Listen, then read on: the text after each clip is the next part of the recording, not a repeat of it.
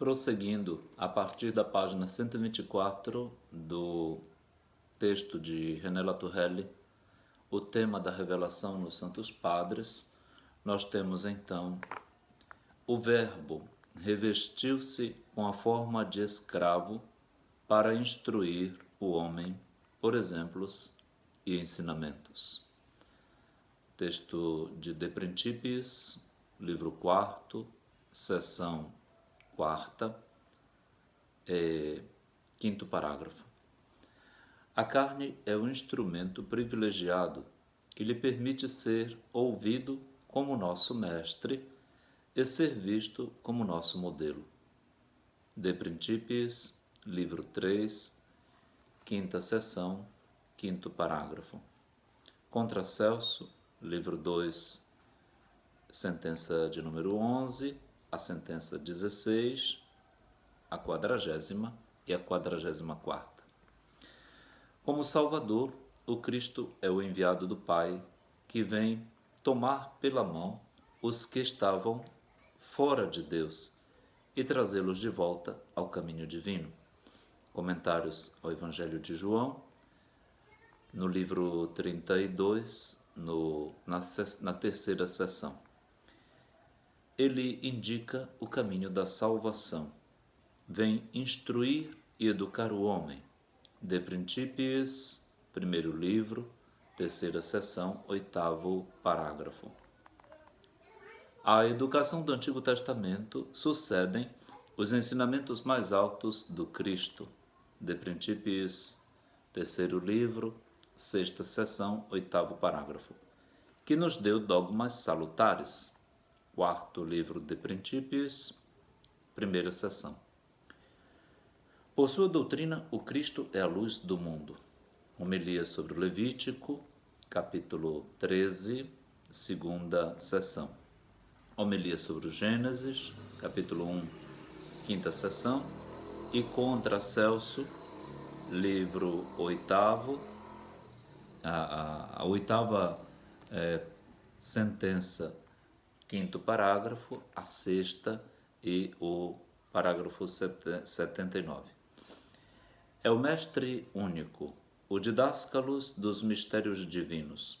Contra Celso, terceira sentença, parágrafos 62 e 81. Por seu ensinamento, fonte de toda verdade religiosa, revela o Pai. Quem acredita e está persuadido que a graça e a verdade vêm por Jesus Cristo e que o Cristo é a própria verdade, não procura a ciência da virtude e da felicidade fora das palavras e da doutrina do Cristo.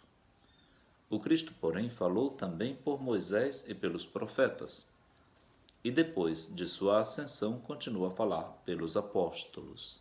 De Principiis, prefácio número 1. Doutra parte, como o Cristo não se torna presente aos homens senão pela Igreja, esta é também uma autêntica manifestação do Verbo. O Cristo, os apóstolos, a Igreja são os luminares do mundo. Homilia sobre o Gênesis, livro 1, seções 5ª e 6ª. A doutrina de Cristo chega-nos pela pregação dos apóstolos e pelo ensino da Igreja. A regra da fé está, pois, na pregação da Igreja, que nos transmite integralmente o ensinamento vivo dos apóstolos. Prefácio de número 2, quer dizer, o segundo parágrafo do prefácio da obra De Principiis. É a palavra da Igreja. Comentário a São João, 5º livro, seção 8ª. A doutrina da Igreja. Homilia ao livro dos Números, sobre o livro dos Números, nono livro, primeira seção.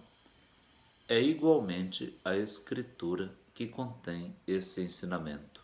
Comentário Mateus, no Sermão 46. Quem compreende perfeitamente o sentido de um escrito apostólico sem o deformar, esse recebe, ao mesmo tempo que o apóstolo, o Cristo que fala e vive no apóstolo, e igualmente possui os ensinamentos do Cristo. Fragmentos relativos a Mateus, no número 218. Vejam que Latourelle foi pegar exatamente todos os textos possíveis ao seu alcance para falar de Orígenes. Como eu falei no começo, Orígenes tem uma grande quantidade de material, de comentários à Sagrada Escritura. É daí que Latourelle vai então confeccionando a sua coleta, levando em conta todos estes fragmentos, estes comentários, homilias e as obras principais de Principis, não é? Sobretudo, e os comentários mesmo aos livros da Sagrada Escritura. No pensar de Orígenes, esses termos são equivalentes. O Verbo de Deus faz-se carne em Jesus e manifesta-se na Escritura. Escritura e encarnação são incorporações do Verbo que se destinam a nolo revelar. Homilia ao profeta Jeremias, sobre o profeta Jeremias, 9º livro, 1ª seção, comentários ao Evangelho de João, 2º livro, seções de 1 a 9. A voz, porém, do Cristo, que é a Escritura, dirige-se à Igreja e ressoa na Igreja.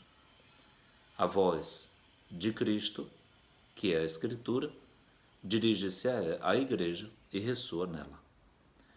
A doutrina do Cristo, que a Igreja anuncia, é divina.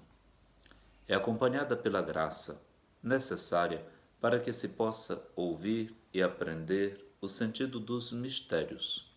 Comentários sobre São João, 20º livro, 18ª seção.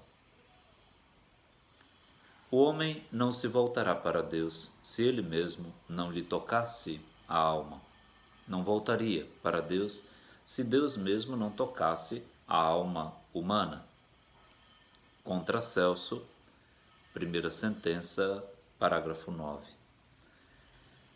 As palavras de Cristo são proferidas com uma virtude divina. Contra Celso, 7ª sentença, a linha 54. E o pregador é impotente para comover se a graça não acompanha o que ele diz. Contra Celso, sentença de número 6, segundo parágrafo. Mais que a manifestação objetiva da verdade, Orígenes é sensível a seu impacto nas almas e sua assimilação. Quem, iluminado pelo Logos divino, percebeu o esplendor do Pai, já não precisa de ninguém para instruí-lo.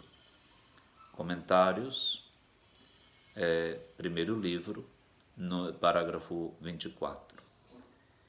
Essa iluminação depende de nossa docilidade. Tomando a iniciativa, aproxima-se Deus do homem. É preciso, porém, que este se volte para o Senhor e dele se aproxime. Deve haver uma aproximação mútua entre ambos.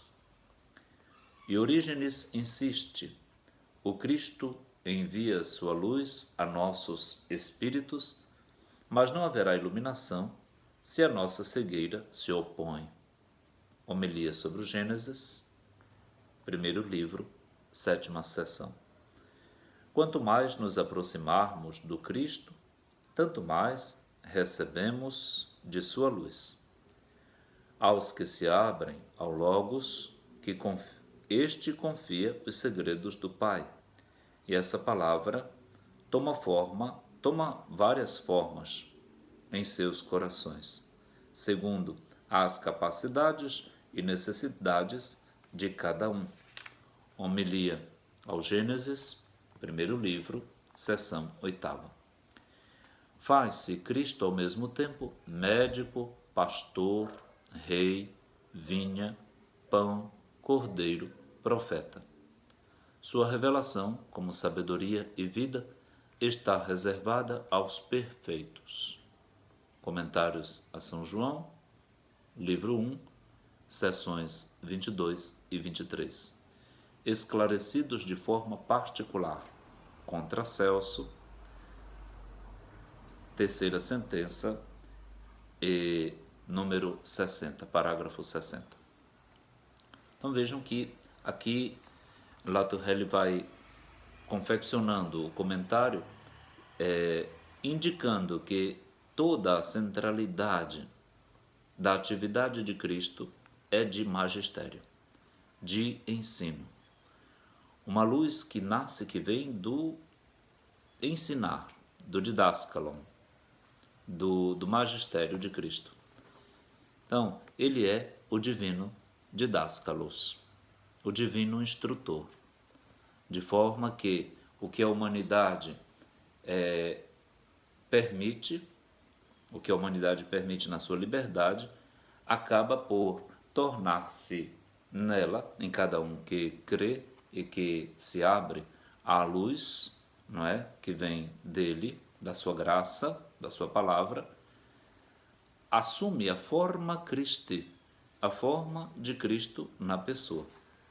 Então a revelação é ao mesmo tempo performativa, não é apenas informativa, trazendo novidades que não se tinha. Além disso, esta novidade torna nova a maneira de ser de quem a acolhe. O pensamento de Orígenes supõe sempre, como o de seus antecessores, a heresia marcionita que estabelece um fosso entre lei e evangelho, que opõe o Deus do Novo Testamento ao do Antigo. Por isso, Orígenes também exalta a unidade de ambos os testamentos, Antigo e Novo, que têm por autor o mesmo Deus. Apóstolos e profetas foram inspirados por um só Espírito. Livro De Principiis, livro 1, no prefácio, parágrafo de número 4. As Escrituras todas referem-se ao Cristo, que é Logos de verdade desde o princípio. Comentários a Mateus, no Sermão 47. Presente no mundo ainda antes da encarnação. Homilia sobre Jeremias, 9º livro, 1ª seção.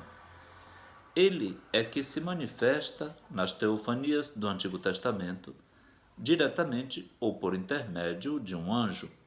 Homilia sobre Jeremias, seção 16, parágrafo 4. Comentários ao Cântico dos Cânticos, parágrafo 2º. Para marcar esta unidade entre os testamentos, afirma Orígenes que os patriarcas, Moisés e os profetas viram a glória do Cristo. Comentário a São João, 1º livro, parágrafo 17. Quanto ao conhecimento, os profetas mais perfeitos não são inferiores aos apóstolos.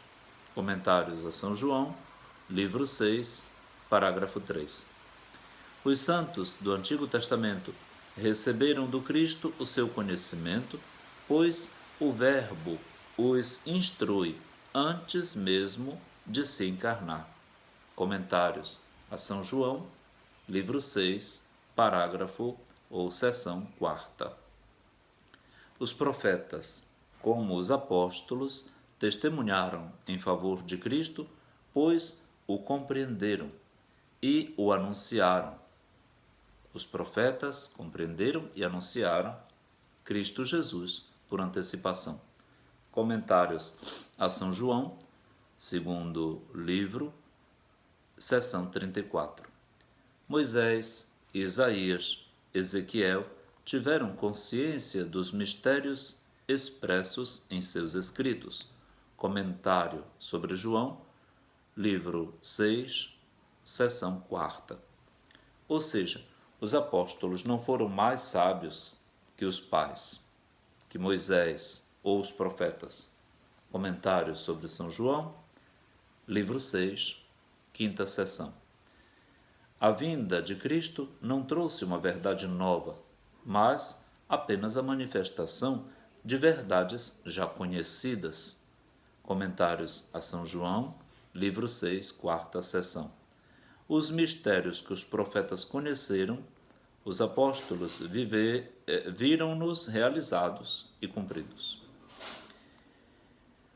Que esforço é esse? É o esforço para debelar, para combater a heresia marcionita. Marcião havia dito que não há sequência, não há continuidade do Antigo no Novo Testamento.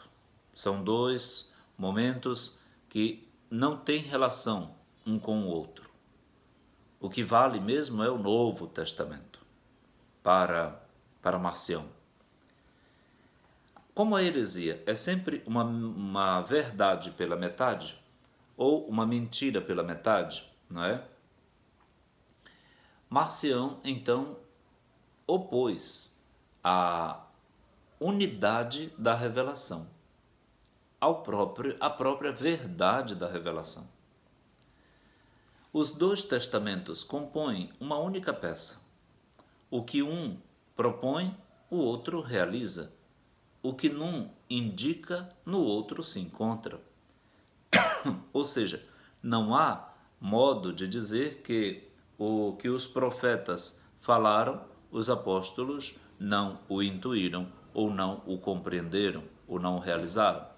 Do mesmo jeito, de trás para frente, ao reverso, os profetas, Moisés, os patriarcas, compreenderam Cristo e o anunciaram. De fato, tudo aquilo que em Midrash, no Antigo Testamento, comparece nos textos, se realiza na pessoa de Cristo, dos apóstolos, da Igreja, no Novo Testamento. Esse é o esforço, então, de Latourelle. Nós continuaremos no próximo vídeo, a partir da página 126, no pé da página, até a primeira frase, já do próximo vídeo. Até logo!